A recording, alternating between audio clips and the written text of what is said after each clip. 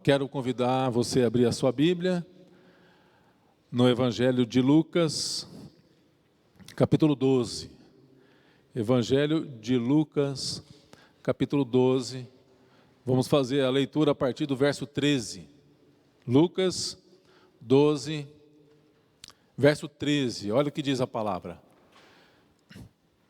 Neste ponto, um homem que estava no meio da multidão lhe falou: Mestre, ordena meu irmão que reparta comigo a herança. Mas Jesus lhe respondeu: Homem, quem me constituiu juiz ou partidor entre vós? Então lhes recomendou: Tende cuidado e guardai-vos de toda e qualquer avareza, porque a vida de um homem não consiste na abundância dos bens que ele possui. E lhes proferiu ainda uma parábola dizendo: O campo de um homem rico produziu com abundância. E arrazoava consigo mesmo dizendo: Que farei? Pois não tenho onde recolher os meus frutos. E disse: Farei isto: derrubarei os meus celeiros, reconstruí-los-ei maiores, e aí recolherei todo o meu produto e todos os meus bens. Então direi à minha alma: Tens em depósito muitos bens para muitos anos. Descansa, come, bebe e regala-te. Mas Deus lhe disse: Louco, esta noite te pedirão a tua alma. E o que tens preparado, para quem será? Assim é o que entesoura para si mesmo e não é rico para com Deus. Pai, fala conosco nessa manhã, Senhor, na tua palavra. Edifica as nossas vidas, Senhor, em nome de Jesus. Amém. Irmãos, esse é um relato exclusivo do Evangelho de Lucas, e o contexto é Jesus rodeado por uma multidão de pessoas. Jesus está ensinando acerca do reino de Deus. Jesus está falando sobre vida eterna, sobre salvação. E as pessoas estão ali se aglomerando para ouvir Jesus. E Jesus está dizendo: olha, acautelai-vos do fermento dos fariseus, a hipocrisia. Os fariseus geralmente costumavam colocar medo no coração das pessoas, colocar peso no coração das pessoas, e Jesus ele traz o seu ensinamento, levando as pessoas a refletirem na palavra de Deus. Então a gente percebe Jesus ensinando acerca do reino aqui, nos versos 4 e 5, ele fala: não temam queimar o corpo, e depois disso nada podem fazer. Eu vou ensinar vocês quem que vocês devem temer. É uma referência que ele está fazendo aos fariseus, peso, né? E no verso 8 ele fala sobre aqueles que confessarem diante do Pai, o Filho do Homem também o confessará diante dos anjos de Deus e tal. Então Jesus está ensinando acerca do reino. E nesse momento Jesus é bruscamente interrompido por uma pessoa que está no meio da multidão. No verso 13, neste ponto um homem que estava no meio da multidão, então diz assim: Mestre, ordena meu irmão que reparta comigo a herança. O comentário da Bíblia de estudo diz que frequentemente os rabinos eles serviam de juiz nessas questões. Então, de acordo com o Deuteronômio capítulo 21, verso 17, diz que o primogênito ele tinha o direito de porção dobrada na herança. Então nós não podemos ter certeza se a questão era essa desse irmão, mas a lei que provavelmente motiva a pergunta, né, desse irmão era essa lei. A gente não sabe se essa é a situação, né? O pedido desse irmão, ele revela, em primeiro lugar, duas coisas: o reconhecimento de que Jesus Cristo era um rabino, de que Jesus era um mestre, que ele estava apto para ensinar e para julgar. Porque os rabinos eles eram técnicos nessas questões e frequentemente eles eram inquiridos para poder fazer julgamentos sobre questões de leis civis, matrimônio, questões religiosas e morais, tudo mais. Mas o fato interessante é que Jesus não se intromete na questão. Você percebe? Jesus não se mete na questão, ele não pronuncia nenhum julgamento. O texto também não diz qual irmão estava certo, ou qual irmão que estava errado. O fato é que simplesmente Jesus não se intromete, ele responde aqui no verso 14: Homem, quem me constituiu juiz ou partidor entre vós? E Jesus então aproveita aquela pergunta, Jesus não muda de assunto. Ele aproveita o ensejo para trazer um ensinamento sobre onde devemos depositar a nossa esperança. Porque a esperança daquele jovem estava na herança, estava nos bens, estava na partilha. Jesus então não muda de assunto, não. Ele passa a ensinar sobre o bem maior que uma pessoa pode ter. Jesus levava as pessoas a refletirem. Qual é o bem maior de uma pessoa? Qual é o bem maior que você tem? Que eu tenho, que nós temos? O nosso bem maior é a vida. O bem maior é a nossa alma. A alma é o bem mais valioso que uma pessoa pode possuir. Então, Jesus ele diz lá em Marcos, capítulo 8, versos 36 e 38, ele diz: o que aproveita o homem? Ganhar o mundo inteiro e perder a sua alma? Porque a alma é o bem mais valioso do que o mundo inteiro. Que daria o homem em troca de sua alma? Esse é o bem mais valioso, esse é o assunto de Jesus. Jesus é enviado pelo Pai para falar sobre o bem mais precioso, que é a nossa alma, e o fim dela, o futuro dela. O que adianta o homem ganhar o mundo inteiro e perder a alma? Onde devemos depositar o nosso bem maior? Essa é a questão. Então Jesus aproveita e profere a parábola. Ele aproveita a questão e traz um ensinamento sobre a verdadeira riqueza e a providência que Deus tem para os seus filhos. Jesus está condenando aqui a avareza, que é a idolatria. E que essa avareza, essa idolatria é o que tem tomado conta do coração do homem moderno, da mulher e do homem. Tem tomado conta do nosso coração. O nosso mundo vive em torno de avareza. As guerras que são tramadas, essa que nós estamos tristemente acompanhando pelos noticiários, é movido por avareza, por poder. E isso tem tomado conta do nosso coração. Tem tomado conta do meu e tem tomado conta do teu coração. E Jesus, então, ele traz algumas orientações importantes com relação ao nosso bem maior, aonde devemos depositar a nossa alma. E eu quero compartilhar com você três pontos para nos levar a refletir sobre isso. Primeiro ponto, verso 15, diz: então Jesus lhes recomendou e disse: tende cuidado, guardai-vos de toda e qualquer avareza, porque a vida de um homem não consiste na abundância dos bens que ele possui. Jesus está dizendo que nós devemos ter cuidado. Jesus está falando com seus discípulos. Primeiramente, essa é uma palavra para mim e para você, para os discípulos. É para toda a multidão ouvir, mas primeiramente para nós.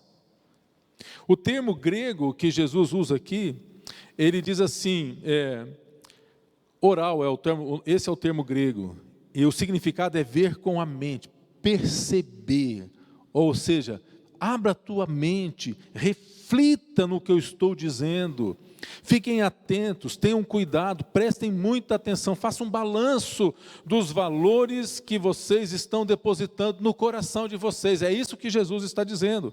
Guardai-vos de toda avareza, porque a vida de um homem não consiste nos bens, na abundância dos bens que ele possui. A avareza é o desejo de ter mais, é a cobiça. A avareza, ela é traduzida como nunca estar satisfeito com o que tem. A avareza, ela leva o avarento a querer mais, a desejar mais, a ter mais, e a sua vida está resumida sempre em ter mais, em acumular, e nunca se satisfaz. E a Bíblia vai dizer que a avareza, ela é um tipo de idolatria. Adoração a Mamon. Não separei o texto aqui, mas está lá no Evangelho de Mateus, você pode ver. A avareza é uma idolatria, está relacionada com a adoração a Mamon. O que Jesus está condenando aqui é a avareza do irmão, que não está satisfeito com a sua parte na herança. Independente se ele está recebendo o dobro e quer receber mais, ou se o outro está recebendo menos. O que Jesus condena é justamente o fato do irmão não estar satisfeito com a sua parte, porque ele era um idólatra. Então veja, o que aprendemos aqui é que essa passagem nos leva a refletir sobre a nossa consagração, nos dízimos e nas ofertas. Porque a Bíblia já diz que quando nós retemos o dízimo, a Bíblia diz que nós estamos roubando a Deus. Mas Jesus revela algo muito mais sério aqui. Jesus está dizendo que quando nós retemos o dízimo, nós estamos adorando outro Deus. Veja, a retenção, ela significa que nós não estamos satisfeitos com a nossa parte. Nós queremos tudo para nós. Quando nós retemos o dízimo e não entregamos a Deus, nós estamos dizendo a Deus com esse gesto que não estamos satisfeitos com a nossa parte. Que nós queremos tudo para nós. Isso revela um coração idólatra. Isso revela que nós estamos adorando não a Deus, mas estamos adorando o Mamon. Estamos adorando o demônio. É isso. Jesus não está condenando aqui a constituir riqueza. Não é isso que Jesus reprova. A reprovação é viver em prol da riqueza. A reprovação é pensar somente em si. Aquele irmão estava pensando somente nele.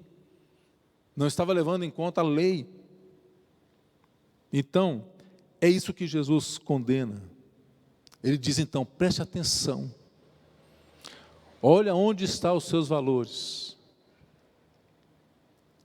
Perceba, faça um balanço. Veja se o meu e o teu coração não está satisfeito com aquilo que Deus diz que devemos estar. No segundo ponto, no verso 17, o verso 17 e 18 diz, e arrazoava consigo mesmo, dizendo, que farei? A parábola. Não tenho onde recolher os meus frutos? Então eu sei o que eu vou fazer. Vou destruir os meus celeiros, vou reconstruir outros maiores, então vou recolher ali todos os meus bens. E a pergunta para a nossa reflexão é, onde temos depositado a nossa esperança? Porque na parábola, Jesus ilustra que este homem está depositando a sua esperança nos bens que ele possui. E o fato é que muitas pessoas, elas se preocupam demasiadamente com o futuro. Não há nada de errado planejarmos o futuro. Nós precisamos planejar o futuro. Sim. Precisamos pensar no futuro, é importante e é necessário. O problema está no excesso. Quando me preocupo excessivamente com o futuro, com esse futuro imediato, e me esqueço do futuro eterno. Me esqueço que há um futuro na eternidade. Quando a minha dedicação com relação ao meu futuro nessa terra intervém no meu futuro eterno, aí é que está o problema. É aí que se constitui a dificuldade. Então veja, é isso que Jesus está condenando na parábola, diante da pergunta que o filho faz. E ele diz no verso 20, louco, esta noite te pedirão a tua alma, e o que tens preparado, para quem será? Em outras palavras, Jesus, ele está condenando a pessoa que viveu a vida inteira dela se preparando, acumulando para viver nesse futuro, mas não se preparou para o futuro eterno. na presença do Senhor. Jesus está dizendo, esteja atento. O fato é que existem pessoas que raramente pensam na eternidade, no futuro definitivo, o futuro que chamamos de eterno. Gastamos boa parte do nosso tempo, do nosso dinheiro, do nosso esforço, tentando melhorar o nosso futuro passageiro e deixamos de lado o futuro eterno. E Jesus, ele ilustra aqui na parábola sobre o perigo de gastarmos o nosso tempo, os nossos recursos, apenas com as preocupações deste mundo, com o nosso futuro aqui na terra, e não gozarmos a vida boa, maravilhosa e plena que o Senhor nos deu. E deixa eu dizer uma coisa, a vida, ela só pode ser gozada na sua plenitude quando adoramos a Deus, porque a vida consiste na adoração. A vida consiste na adoração. Algumas pessoas têm dificuldade nisso, mas não tem como escaparmos disso. Ou adoramos a Deus, ou adoramos outra coisa. A Bíblia diz que todas as coisas foram criadas para o louvor, para a glória e para a adoração de Deus.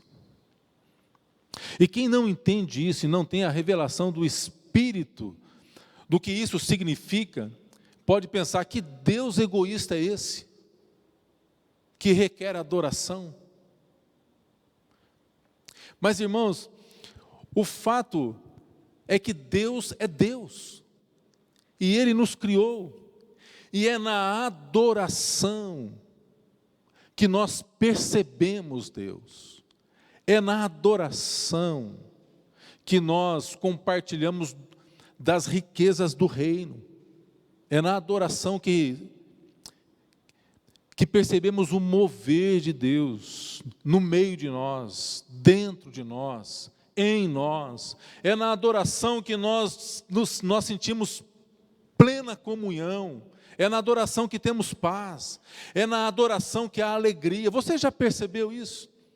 Você já percebeu? Certamente você já deve ter tido a experiência num momento de louvor, num momento de oração pessoal, aquele momento que o levou a ter um êxtase, se é que podemos chamar assim, de louvor, de adoração, de engrandecimento, e naquele momento experimentamos o mover do Espírito. É ali que nós experimentamos o melhor do reino de Deus, é na adoração. E é por isso que a vida plena só acontece quando nós adoramos a Deus. É na adoração que percebemos o mover de Deus, é na adoração que sentimos a segurança de Deus, é na adoração que nós percebemos isso. Somente na adoração é que nós podemos participar plenamente do reino de Deus, aqui e depois na eternidade. Na eternidade passaremos adorando a Deus. Agora, deixa-me dizer que a adoração não é aquilo de ficar, não é algo monótono, não.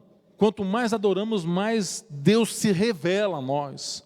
E quanto mais Deus se revela, mais a sua paz enche o nosso coração, mais certeza da salvação, do seu amor, da sua graça, do seu perdão, da sua plenitude.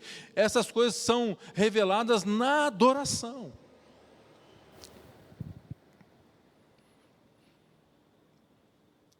Dizimar é um ato de adoração. Algumas pessoas talvez não concordem com o dízimo, porque dízimo é coisa do Antigo Testamento, etc. Mas eu quero dizer para você que ofertar e dizimar é um ato, primeiro, de adoração e de gratidão. Se estou dizimando, com esse gesto, estou adorando a Deus. Mas eu quero dizer para você, meu irmão e minha irmã, com todo respeito, que reter o dízimo também é um ato de adoração. Você que retém o dízimo, e que guarda tudo para você, que não está satisfeito com aquilo que através do teu trabalho, Deus abençoa e supre você. Você que retém, você também está adorando. E está adorando um demônio chamado Mamon. É um tipo de idolatria. E a Bíblia diz que os idólatras ficarão fora do reino de Deus. É sério. E nos leva a pensar, é isso que Jesus está condenando aqui. Dízimo é um ato de adoração, dizimar. Reter também é um ato de adoração. Terceiro e último ponto da nossa reflexão está nos versos 18 e 19. Olha só, ele está dizendo, na parábola, eu vou fazer isso, vou destruir os celeiros, vou reconstruir outros, vou colher o meu fruto, e vou dizer à minha alma, você tem muito, para muitos anos, descansa, come, bebe. Esse texto nos ensina que se quisermos ter um futuro promissor e feliz, precisamos investir no presente. É no presente que se investe para o futuro. É no presente. Os grandes investidores, eles vão dizer que quanto mais cedo nós começarmos a poupar uma pequena parte do que nós ganhamos, nós vamos ter uma boa garantia no futuro. Então é cedo, é no presente que se investe para o futuro. No reino espiritual é igual. No reino espiritual é igual. Nós precisamos investir no presente. É hoje, você que está me acompanhando através da internet, não deixe para amanhã entregar a sua vida a Jesus. Não deixe para amanhã você se consertar diante de Deus. É hoje, porque é hoje que se investe para o futuro. No reino espiritual é a mesma coisa, é hoje que nós precisamos entregar as nossas vidas aos cuidados de Jesus Cristo. A parábola contada por Jesus nos desafia a planejar o nosso futuro com Deus. Veja, Jesus está ensinando que é no presente que se entesoura para o futuro. O que Jesus quer ensinar com essa parábola?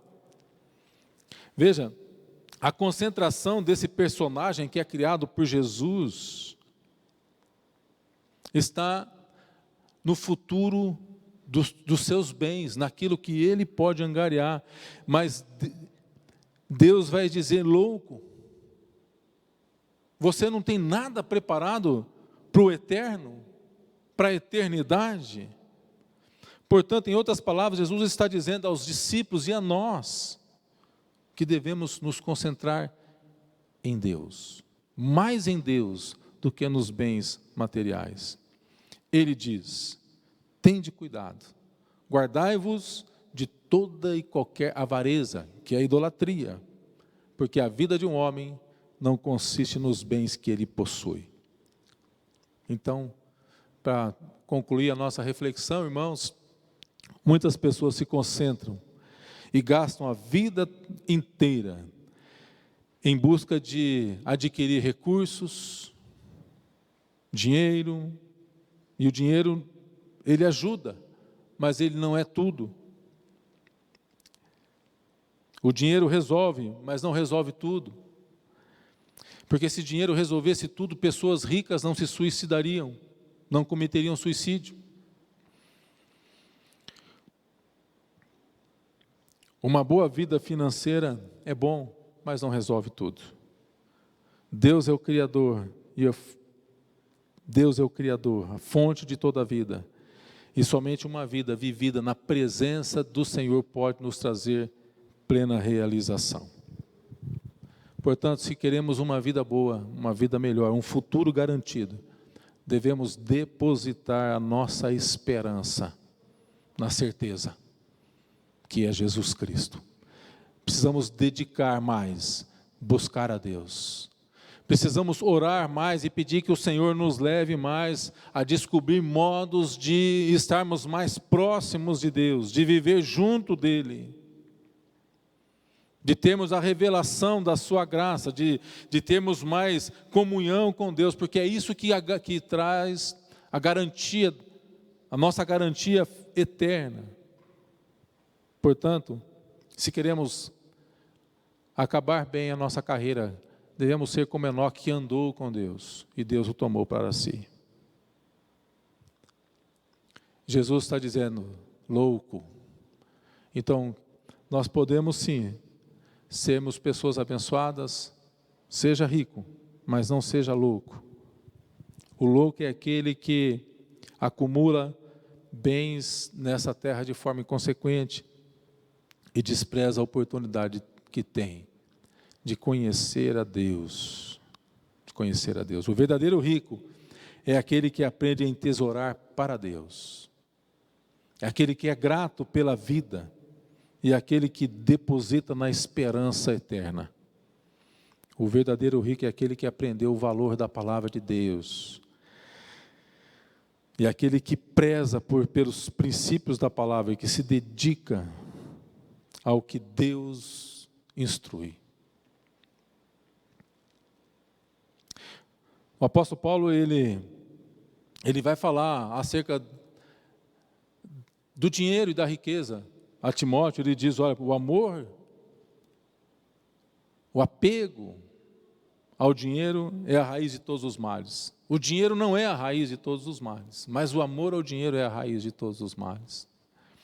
E Paulo vai dizer no verso 17, exorta os ricos do presente século que não sejam orgulhosos, nem depositem a sua esperança na instabilidade da riqueza, mas em Deus, que tudo nos proporciona ricamente para o nosso aprazimento,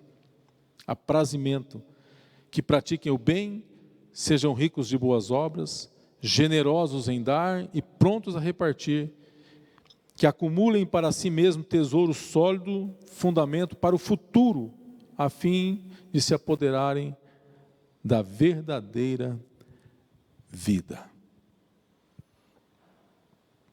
A parábola que Jesus conta, ela nos leva a fazer uma escolha entre o urgente e o importante. Entre o futuro agora e o essencial, o principal, que é o futuro eterno. Muitos vivem correndo atrás do urgente, deixando o essencial para depois. A única forma de termos vida plena é buscar e conhecer e andar mais com Deus. Vamos orar ao Senhor? Coloque tua vida diante do Senhor. O Senhor falou com você nessa manhã.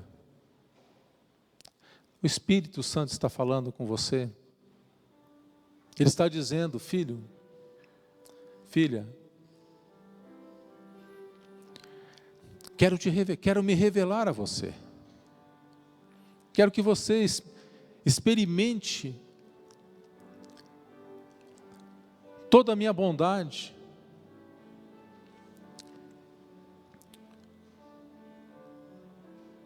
Entenda, meu irmão e irmã, que fomos criados para o louvor da glória do Eterno. E na adoração é que o Senhor, Ele revela a nós toda a paz, toda a graça, todo o seu poder, todo o seu cuidado.